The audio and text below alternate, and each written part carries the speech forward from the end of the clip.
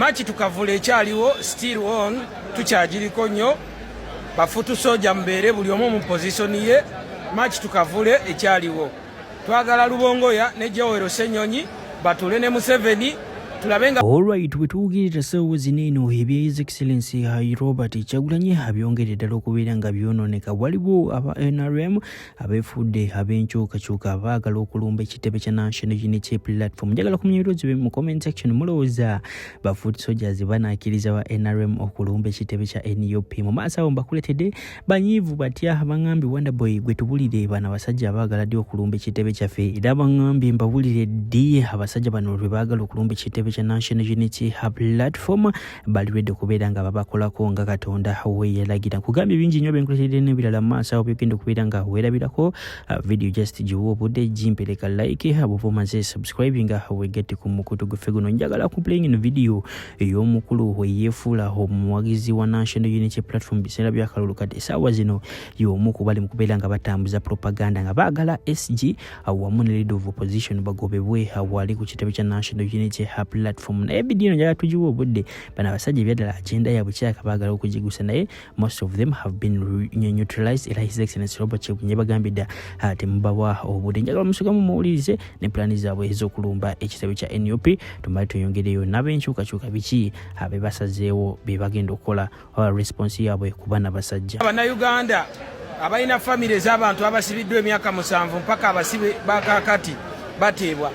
Mwalabe bwe twatandise project y'okubanja Lubongoya ne Joel Ssenyonyi okuta abasibe batadde bulutiki era be bakubye esimu ne bamuta. Kakati ensonga endala gye njagala okwogerako ndowooza mukiraba nti NUP oba NUP nga political party ye Museveni yennyini teyina njawulo olw'ensonga tebakola ki tebagambwako. Bwe tuvuddeyo okwogera ensonga ezituluma ne tubagamba abaye muvudde ku mulamwa gwa struggle mufuuse nga FDC bye mukola ne FDC ezenga ebikola batandise osindika abantu nga batubulaninga mbudamulira atutumye, simanyi Muwooza atutumye, simanyi Yoweri Museveni atutumye, simanyi tuli ba M23 mubirabe batandise obyogera. Balina ne ba agenti baabwe be bawaayo obusente abamu bafuutu soja bannaffe mubalaba batandise ogamba mbu mukole ekibiina ekyammwe mugende mukole ekibiina ekyammwe. Basebo ne banyabo twagala obategeeza nti NUP bwe twali tugiyingira si mmwe mwatuyita, era bwe tuli batugifuluma tujja kwefulumya.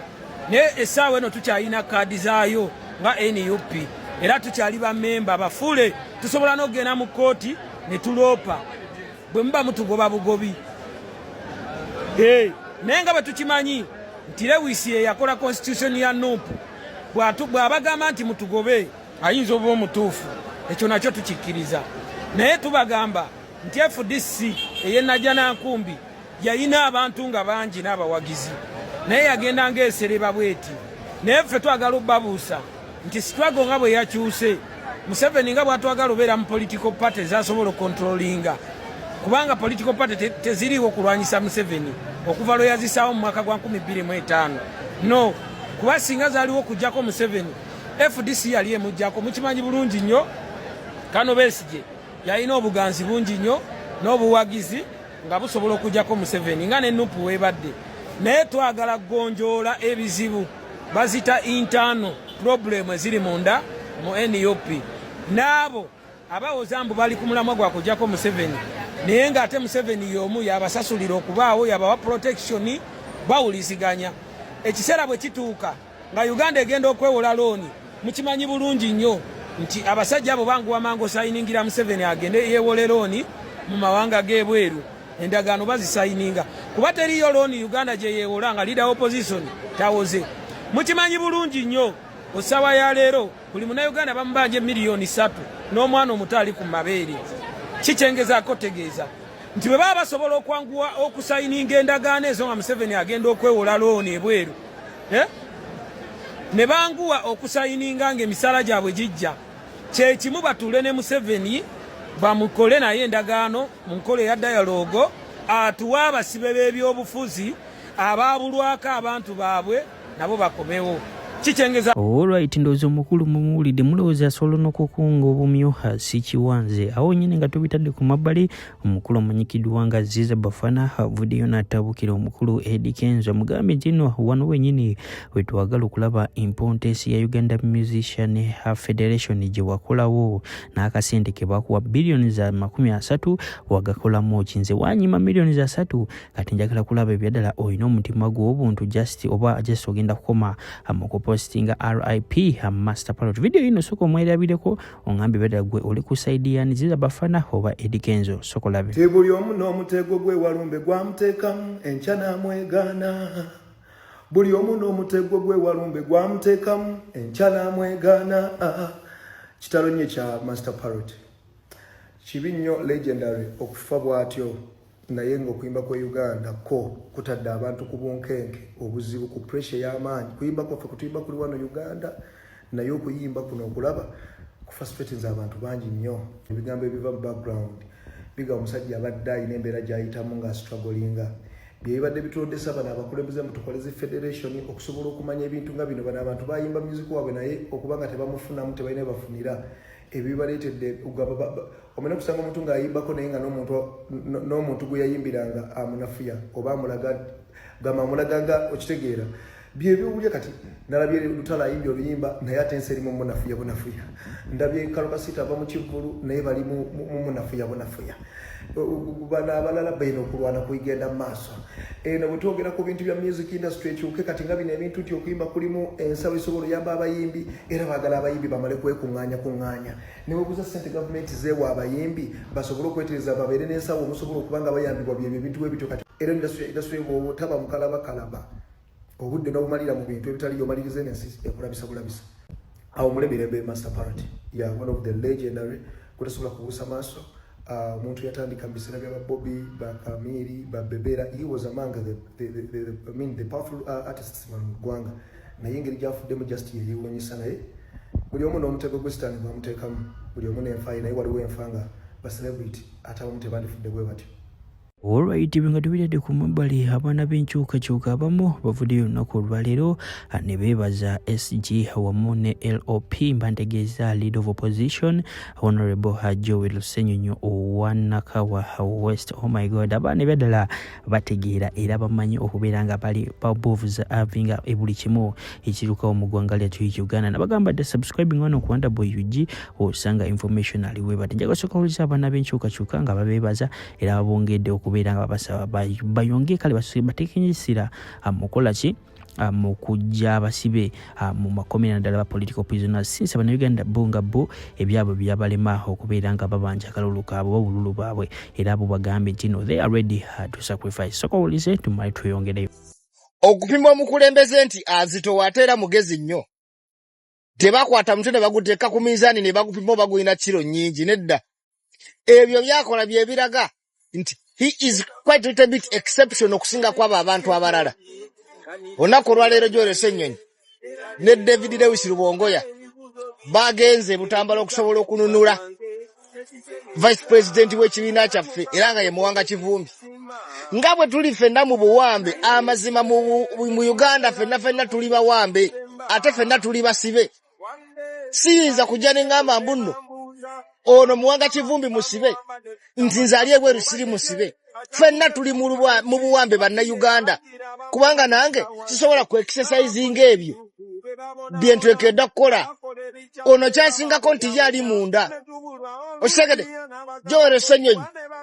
ne SG mwebale nnyo mwebalire ddala ofundako nammwe abatuuka ku gurawundi neffe waliwo ffe tukuba pikerere ku intaneti bwe kituuka okubiteeka mu into practical nedda tetugendayo tudda ku internet wetwekalakasiza njagadde okuyisa obubaka bunene waneno mbeebaze mwebale nnyo mwebalire ddala n'olwekyo tubasaba mu mutima mulungi bambi muyina at least we muyinza okutuukako obanga parliament ng'eyo oba awantu wonna amabaluwa ag'omugaso mugawandiike baganda baffe basobole okubeera nga bateebwa nze ekyo kyenteesa nga siina gwe nzivodde yenna sebo omukulu Joel Lusenyonyo ne SG n'obubaka bwange bunene nchimanyi n'eddoboozi lya Robert Kyagulanyi Ssentamu bw'awulira nga nsabye bwenti mba nteesezza bulungi tugendere ddala mu maaso nga tulwana naye ekyokuta abasibe tetulina kukirekera mmwe mwekka nkunga ne bannayuganda mwenna muveeyo twogeze eddoboozi limu nti no all political prisoners tetulina kukirekera bakulembeze nga bakulembeze ba NUP naffe abalwanyi tulina okusigala nga tulwana abasobola okutuuka ku ground kugenda ku music court naki nabo bakole ogwabwe ne baloya bakole ogwabwe nga ne dictator naye bwayongera okumanya nti baganda baffe yabasibira bwereere kubanga okuwagira Kyagulanyi si musango n'olwekyo David SG nsiimye emirimu gye mukola taata Lubongo ya taata nkiddamu nsiimye emirimu gye mukola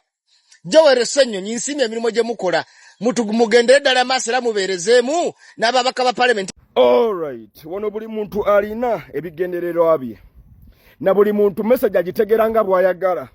so singa bw'ina okubeera nabamu bagana buganya otegeera